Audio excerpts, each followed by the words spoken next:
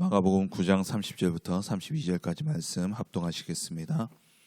그곳을 떠나 갈릴리로 지날새 예수께서 아무에게도 알리고자 아니하시니 이는 제자들을 가르치시며 또 인자가 사람들의 손에 넘겨져 죽임을 당하고 죽은 지 3일 만에 살아나리라는 것을 말씀하셨기 때문이더라. 그러나 제자들은 이 말씀을 깨닫지 못하고 묻기도 두려워하더라. 아멘.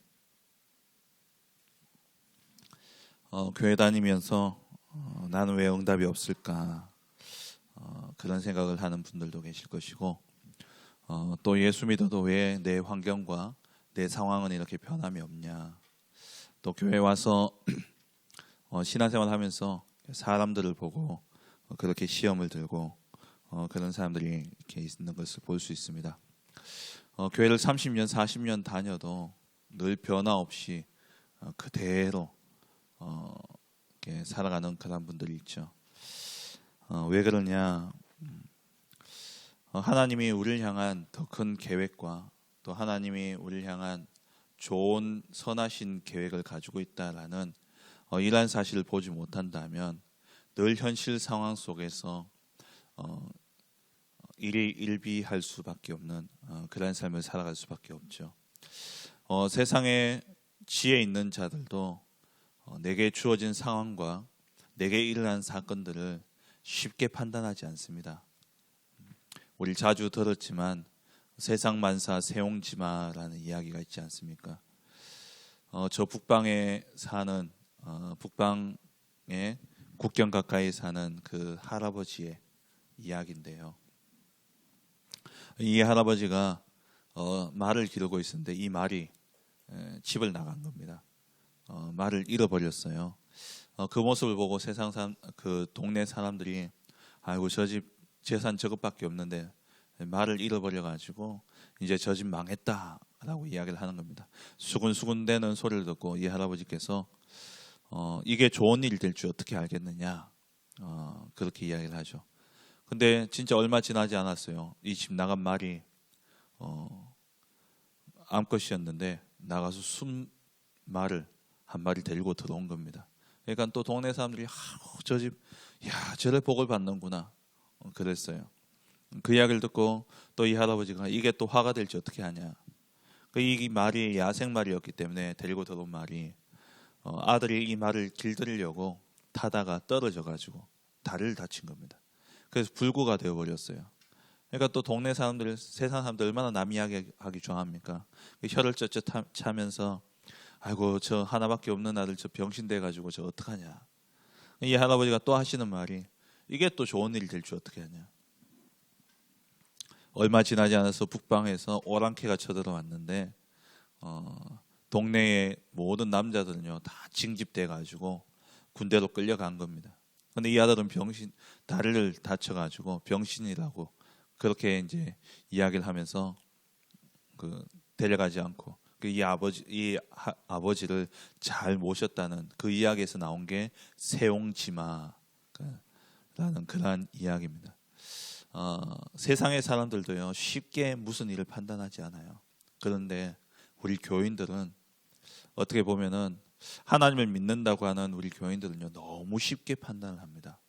자기 기준에서 자기 생각 가지고 자기 경험 가지고 이러쿵 저러쿵 사람들을 판단하고 현실을 판단하고 그렇게 이야기를 하죠.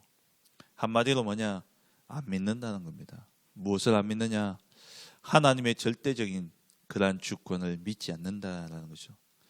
하나님의 절대적인 주권을 믿는다라는 것은 그 이면에 하나님은 반드시 선하신 하나님이시고 로마서 8장 28절 말씀처럼 하나님이 사랑하시는 자 곧 그의 뜻대로 부르심을 입은 자에게는 모든 것이 합력하여 선을 이룬다는 이 말씀을 믿지 않는다는 거예요.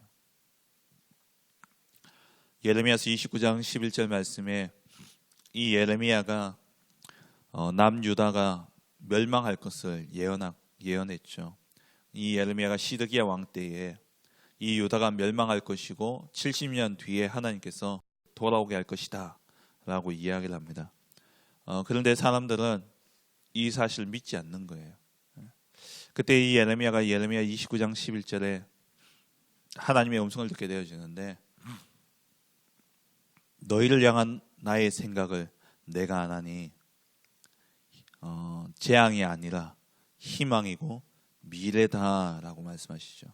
하나님은 항상 우리에게 희망을 주기를 원하시고, 하나님은 항상 우리에게 미래에 가장 좋은 것을 주기를 원하십니다. 근데 그것이 때로는 현실의 극한 어려움이 될 수도 있고 현실의 실패처럼 보여질 수도 있어요. 근데 많은 사람들이 그 부분에 다 속는다라는 것이죠. 정말 중요한 것은요, 보이지 않습니다. 눈에 보이는 것보다 눈에 안 보이는 것이 더 중요하죠. 하나님은 눈에 보이지 않는 완벽한 계획을 가지시고 절대적인 주권을 가지고 우리의 삶 속에 하나님은 역사하고 계신다라는 겁니다.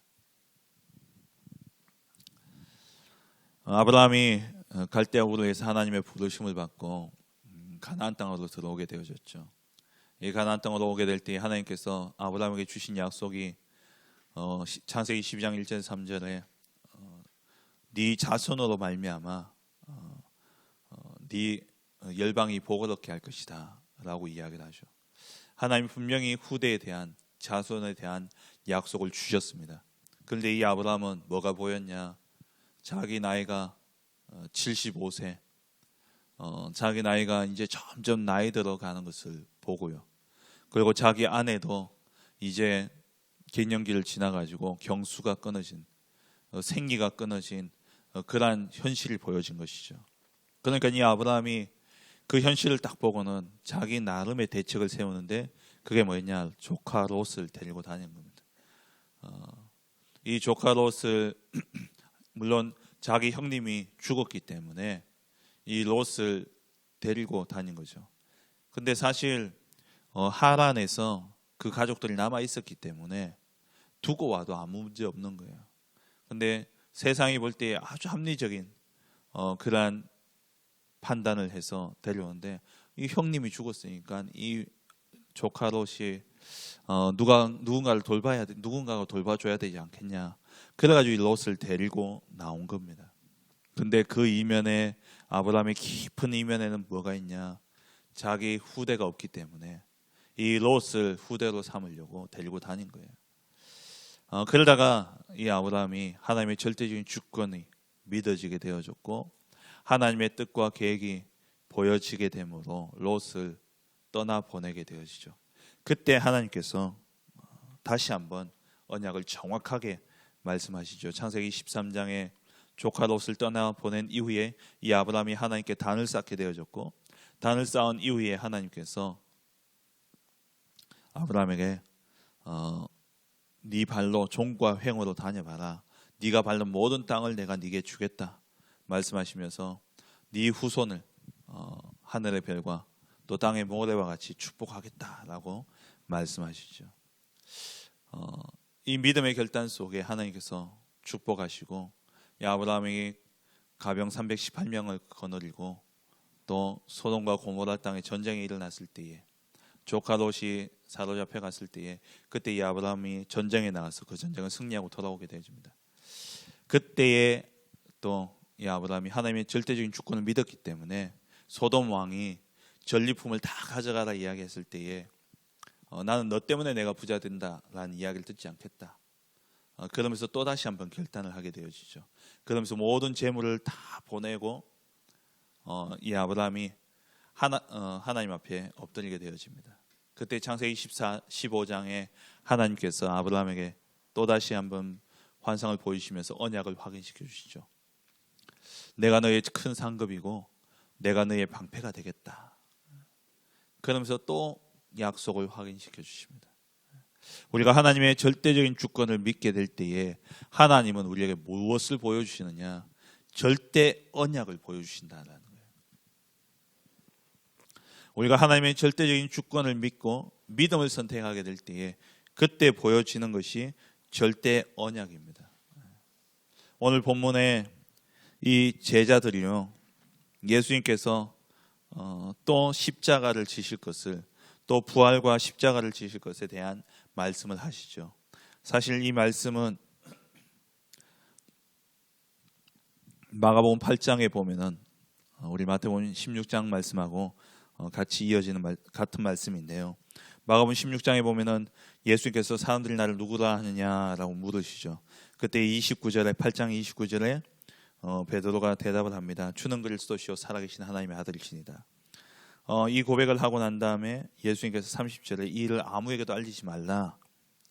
그러면서 31절에 죽임을 당하고 사흘 만에 살아야 될 것을 말씀하시는데, 이때 베드로가 뭐라고 이야기합니까? 32절에는 베드로가 예수를 붙들고 항변했다라고 이야기하지만 마태복음 16장 21절에 보면 이 일이 결코 예수님께 미쳐서는 안 된다라고 이야기해요. 이 일 결코 예수님께는 일어나지 않을 겁니다 라고 이야기를 합니다. 그때에 예수님께서 베드로를 향해서 사단아 내 뒤로 물러가라 라고 이야기하시죠. 이렇게 이야기했는데 이들이요 또 잊어버린 거예요. 이들이 이 말을 이해하지 못한 겁니다. 그래서 예수님이 오늘 본문에 두 번째 또 이야기하시는 겁니다. 내가 십자가를 지어야 될 것과 부활할 것에 대한 이 말씀을 또 이야기하시죠. 근데 이 제자들은 눈에 보이는 것으로 생각하고 눈에 보이는 것으로 판단한 거예요. 하나님의 절대적인 주권을 믿지 아니하고 자기 생각과 자기 기준으로 딱 판단하니까 이 예수님과 함께 있으니까 먹는 것도 해결되어지고 예수님과 함께 있으니까 병도 치유받고 이 예수님 옆에 딱 붙어 있으니까 자기들이 뭐 된 것도 아닌데 예수님의 제자라는 그러한 이름 하에 사람들이요 다 부러운 눈으로 쳐다보고 다 이렇게 존경하는 눈으로 쳐다보고 예수님께 못 가면 자기한테라도 오면은 뭔가 얻을 것처럼 세상 사람들이 나오니까 뭔가 된 것처럼 우쭐하고요. 그런데 정작 중요한 영적인 것을 보지 못한 거죠. 하나님의 절대적인 주권, 하나님의 절대적인 주권은 뭡니까? 우리의 영적 영생을 주시기 위한 겁니다. 우리의 영혼을 구원하는 것, 그게 하나님의 절대적인 주권이죠. 하나님 창세전에 택하시고 그 택하신 자를 하나님 정하신 시간표에 작정하심 속에 하나님이 시간표에 예수가 그리스도이심을 믿게 하시고 그 믿는 자를 하나님 끝까지 버리지 아니하시고 지키시고 인도하시고 보호하셔서 하나님 나라에 이르도록 하는, 이게 하나님 절대적인 주권입니다. 이 하나님 절대적인 주권을 믿는다면 이 믿음 속에서 보여지는 게 뭐냐? 절대 언약인데 이 제자들의 눈에는요 이게 안 보여진 거예요. 절대 언약이 뭡니까? 창세기 3장 15절에 여자의 후손을 보내겠다는 거예요.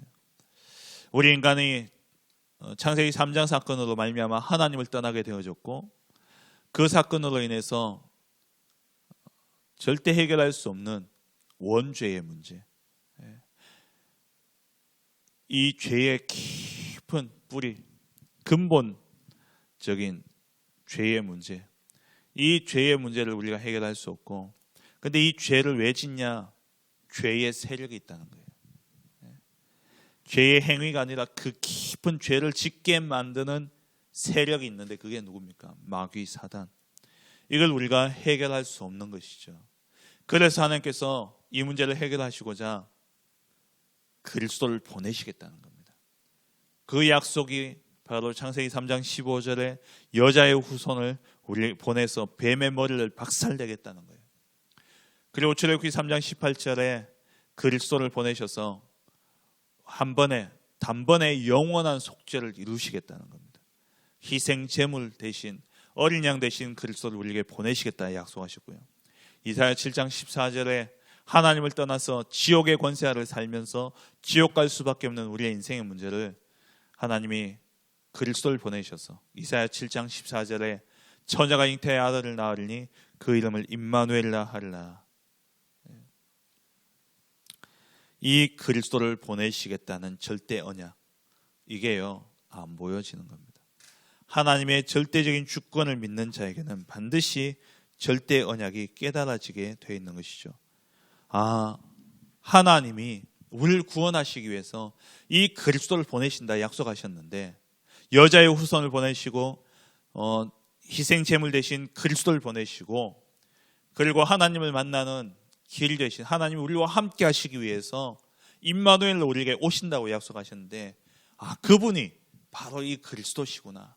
그 일을 성취하시기 위해서 오신 분이 바로 그리스도구나, 이 언약을 깨닫지 못한 겁니다. 베드로는요, 주는 그리스도시요 살아계신 하나님의 아들이시다, 당신이 바로 그 그리스도입니다, 당신이 바로 하나님이 우리에게 보내주실 구원자 메시아가 바로 당신입니다 라고 고백해놓고도 이 베드로는요 딴소리 하는 거예요. 하나님의 절대적인 주권을 믿지 못했기 때문에.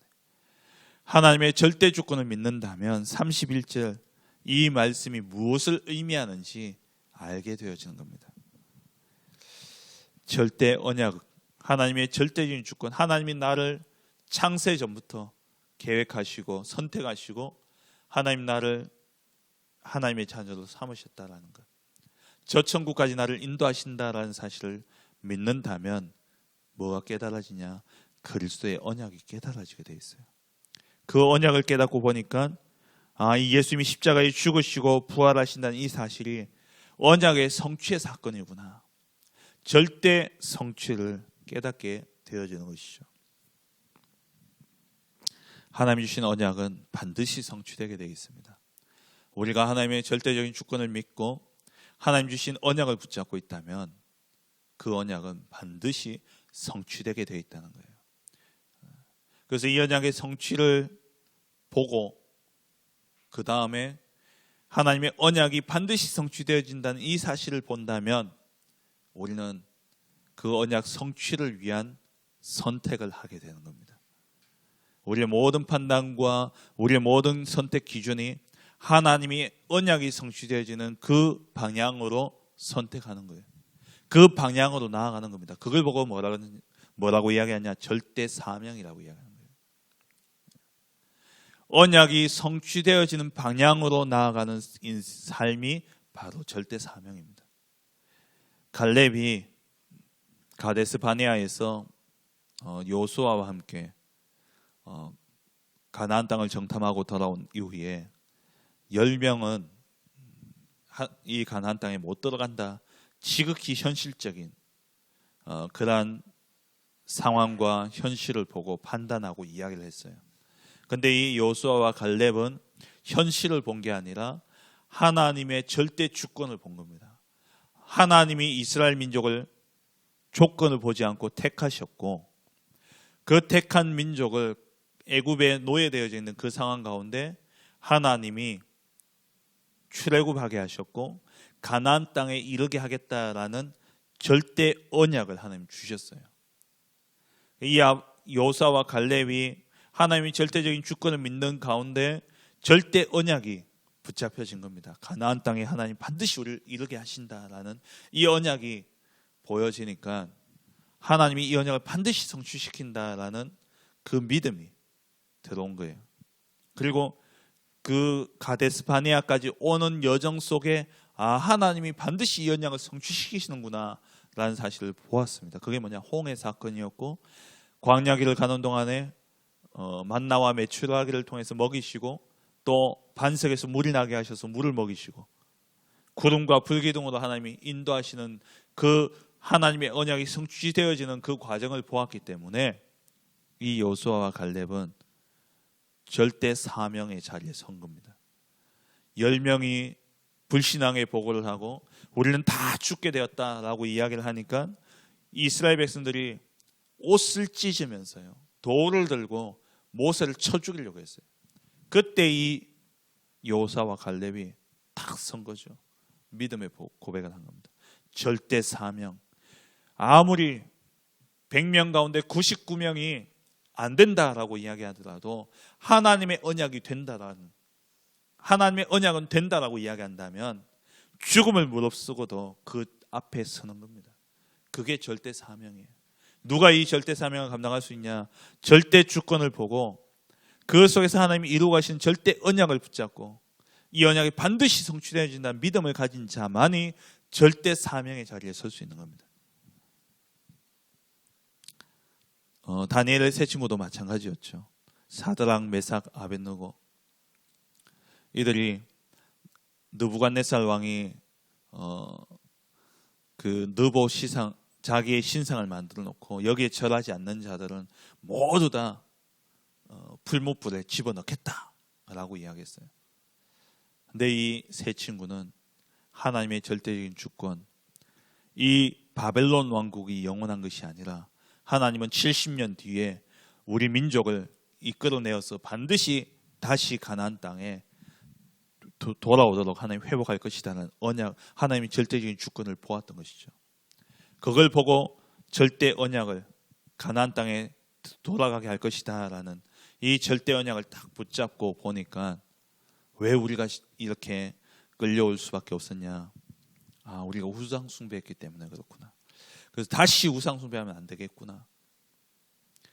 이 절대 사명을 붙잡고 하나님이 우리를 저 불 가운데서 건져내실 것이고 그리 아니하실지라도 들어가겠다라고 선포한 겁니다.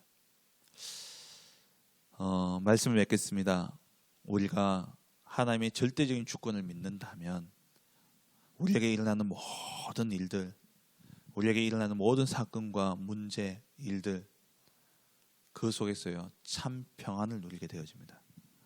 하나님이 가장 좋은 것으로 내게 주실 것이기 때문에. 그리고 하나님은 내게 그리스도를 보내주셨고 이 그리스도를 통해 죄와 사단과 지옥의 저주에서 나를 건져내실 뿐만 아니라 반드시 하나님 나라에 이르게 하시겠다는 언약을 우리에게 주셨습니다. 오늘 내가 어려움을 당하고 오늘 내가 좀 안 되어질지 모르지만 그게 끝이 아니라 나는 반드시 하나님 나라의 백성으로서 하나님 나라에 이를 것이고 하나님의 절대 계획인 세계 복음의 언약의 성취 자리에 반드시 설 것입니다. 이것을 믿는다면 오늘 우리가 해야 될 것은 다른 거 없죠. 그리스도 누리고 그리스도 증가하는 전도와 선교와 세계 복음화, 이것이 우리의 절대 사명인 것입니다.